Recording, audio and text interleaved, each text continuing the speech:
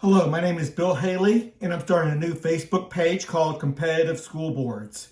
Competitive School Boards is a new idea, it's a new school choice idea, and it's going to be where every parent gets to select their school board. There'll be about a dozen different school boards to choose from.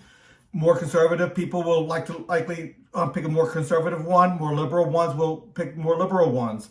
People with different religious backgrounds will pick the ones that they like the best. So let's go through the whole system real quick, and this would be about a 10 to 15 minute video. Then I'm going to go a lot shorter video, but then I'm going to do a lot longer video. Look for like a 30 or 40 minute video that really breaks down everything.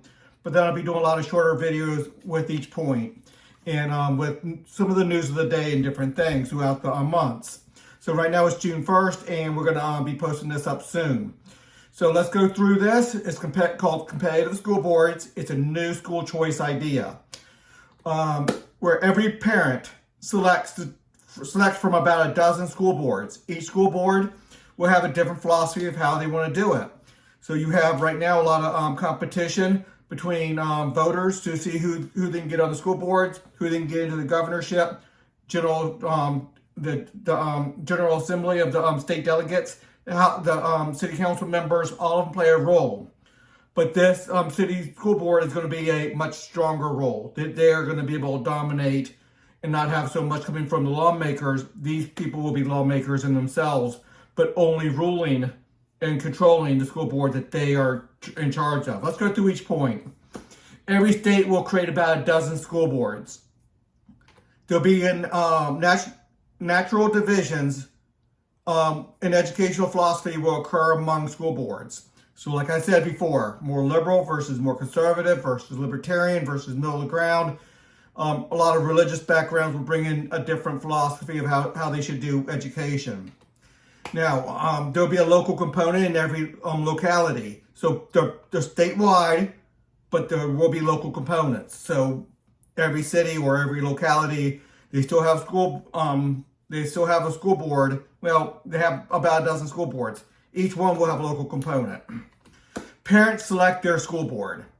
So within the membership of just the people that chose that school board, those parents, and sometimes the students, when they get to be the older students, 13 through 18, they have a lot of say on what school board they're going to go under and who's going to control them and who's going to control the schools that they are under. Parents elect their school board leadership from within its membership. So within the membership is highly, highly important. So if all the conservatives join together, only conservatives are going to pick from a couple conservative with a little bit different values to fine tune what they want that to be. And most likely they're going to just go for competency and efficiency and expertise at that point, not philosophy, because the philosophy is already chosen. Every school board receives its percentage of the education budget, classrooms, and other assets based on its share of students. Now, this is going to be different depending on how you want to pass it. This can be done in a lot of different ways. I want to go a lot further and have the school board, each school board start charging for their services, long-term loans that mimic today's education taxes, and like that. So I'll do videos on that later. Down the line, look for those videos down the line. Again, this is June of 2023. So just starting this up. The idea's been out there from me for over about a decade now, but it's not been picked up yet by the general public. So let's keep on going. I'm trying to market this as competitive school boards. So this is one way of doing it. Every school board receives its percentage of the education budget, classrooms, and other assets based on its share of students. So if you have 10% of the students, you get 10% of the budgets. You're going to get roughly 10% of the classroom space, roughly 10% of the school buses and the lunch cafeteria time and the like. Cafeteria time, obviously, people can join together. Different school boards can join together. Different school boards could be able to put schools, classrooms within the same building. So they can take full schools, 10% of the schools if they want to. But most likely, you're going to have people just taking 10% of the classroom space per school. And there's a big discussion about that. There's a lot of ways that can work out. And let's go over a little bit more later. Every school board sets its own teacher standards and hires staff. That's going to be highly important.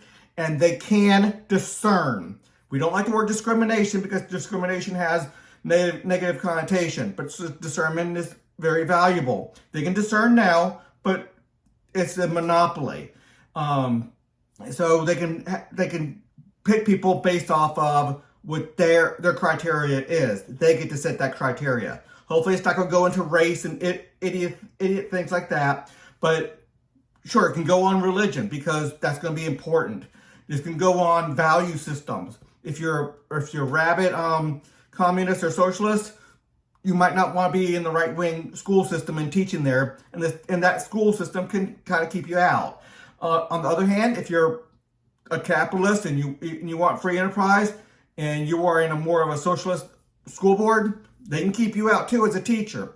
So most teachers are going to go with their philosophy, but the school board does have the opportunity, just like this teacher does, they have the opportunity to pick and choose what they want to do. They have to apply.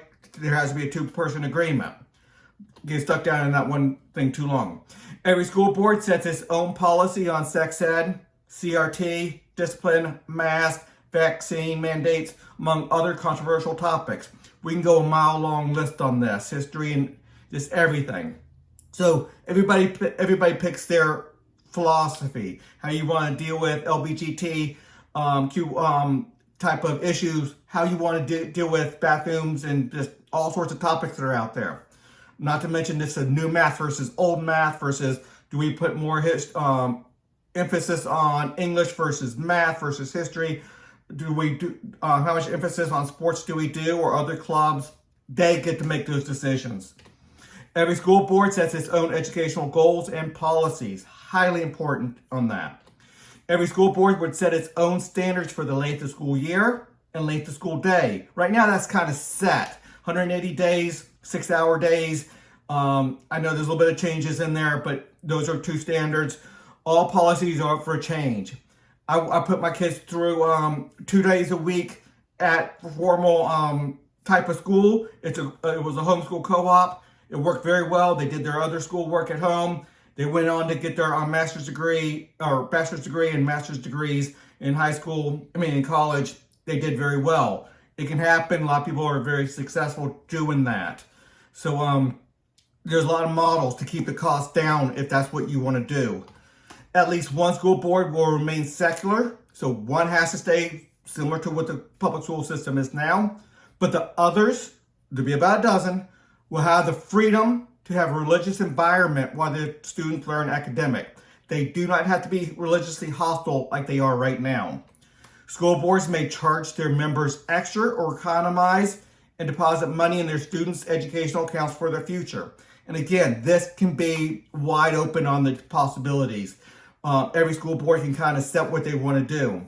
We can move away from the general tax fund going into this and then break it out to the school boards and do it this way.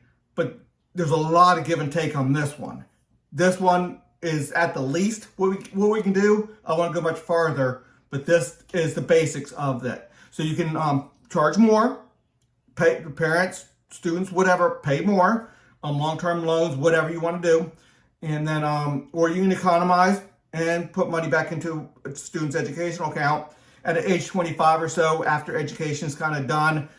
They can use that any remaining funds from that to pay taxes for future taxes because where the money's coming from. So we put that money back into the system.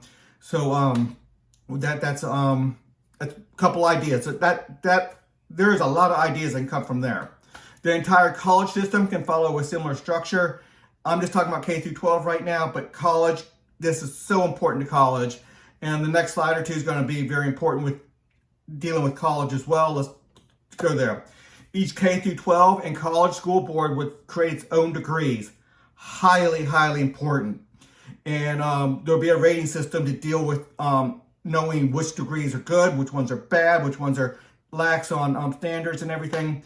And their own licensing boards. Highly, highly important.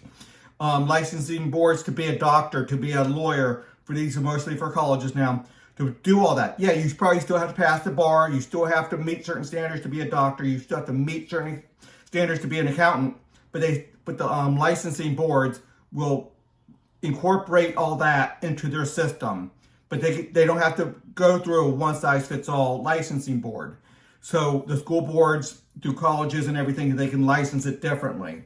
So a lot of school boards might want to go towards the trades. Other ones will be higher education for the college, for the lawyers and the doctors and the highly trained people that really need that degree to work in that profession because it's needed, lawyer, doctors, and the like. Okay, competitive rating system. I haven't talked about that at all yet. I mentioned that briefly. It's going to be highly important to deal with low academic achievement. So that's the background, or that's the backstop to somebody falling through the cracks. It will handle abuse, corruption, and then just overall, it will give high quality information from a variety of many varieties of perspectives. So the rating system, look at that. I'll have that on another Facebook page, but you can go to my website as well. And I'll give that in a second. But it's highly important to understand that. Okay, Haley2024.org is where everything's at. But my one Facebook page I'm doing right here is specifically about the new idea about competitive school boards. It's a new school choice idea. And we can go the minimum. The minimum will have to be the school board sets its own policies, and you can be religious friendly. That's the minimum. More aggressive, going down the line, we go into the budget a little bit more. We give each school board more control over their budgets and stuff, and the taxing and the long-term repayment of that. Until the next video.